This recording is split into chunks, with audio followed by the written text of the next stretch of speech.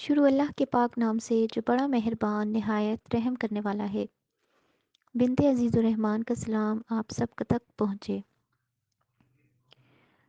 دوستو آج میں آپ کے ساتھ شیئر کروں گی حضرت ذوالکفل کا قصہ۔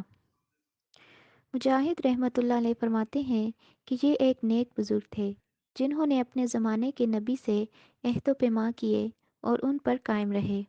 قوم میں عدل و انصاف کیا کرتے تھے۔ مروی ہے کہ حضرت جسا بہت بوڑھے ہو گئے تھے تو ارادہ کیا کہ میں اپنی زندگی میں ہی اپنا خلیفہ مقرر کر دوں اور دیکھ لوں کہ وہ کیسے عمل کرتا ہے۔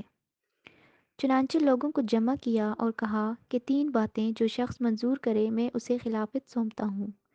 نمبر 1، دن بھر روزے سے رہے۔ نمبر 2، رات بھر قیام کرے۔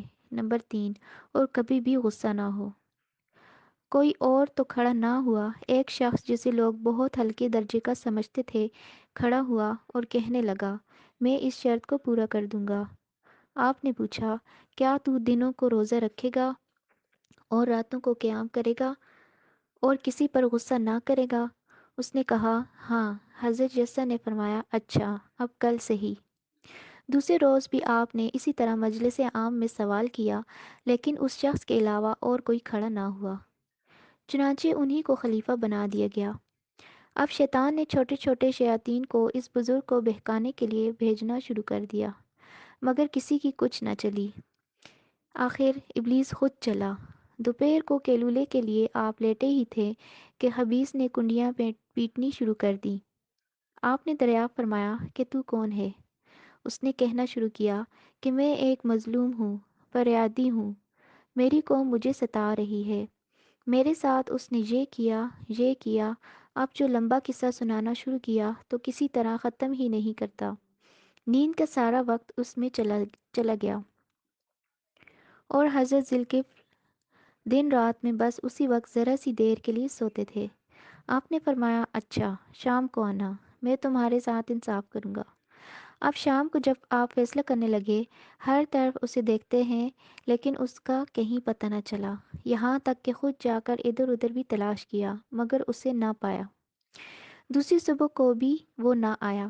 پھر جہاں آپ دوپہر کو 2 گھڑی آرام کرنے کے ارادے سے لیٹتے تو یہ خبیث آ گیا اور دروازہ ٹھونکنے لگا۔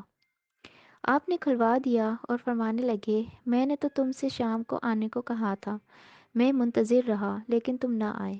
وہ کہنے لگا، حضرت کیا بتلاؤں؟ جب میں نے آپ کی طرف آنے کا ارادہ کیا تو وہ کہنے لگے، تم نہ جاؤ، ہم تمہارا حق ادا کر دیتے ہیں۔ میں رک گیا۔ پھر انہوں نے اب انکار کر دیا۔ پھر لمبے چوڑے واقعات بیان کرنے شروع کر دیے اور آج کی نیند بھی کھو دی۔ اب شام کو پھر انتظار کیا لیکن نہ اسے آنا تھا نہ آیا۔ تیسرے دن آپ نے آدمی مقرر کیا کہ دیکھو کوئی آدمی دروازے پر نہ آن پائے، مارے نیند کے میری حالت غیر ہو رہی ہے۔ آپ ابھی لیٹے ہی تھے کہ وہ مردود پھر آ گیا۔ چوکیدار نے اسے روکا، یہ ایک طاق میں سے اندر گھس گیا اور اندر سے دروازہ کھٹکھٹانا شروع کیا۔ آپ نے اٹھ کر پہرے دار سے کہا کہ میں نے تمہیں ہدایت کر دی تھی، پھر بھی دروازے پر آنے سے نہیں روکا؟ اس نے کہا، نہیں، میری طرف سے کوئی نہیں آیا۔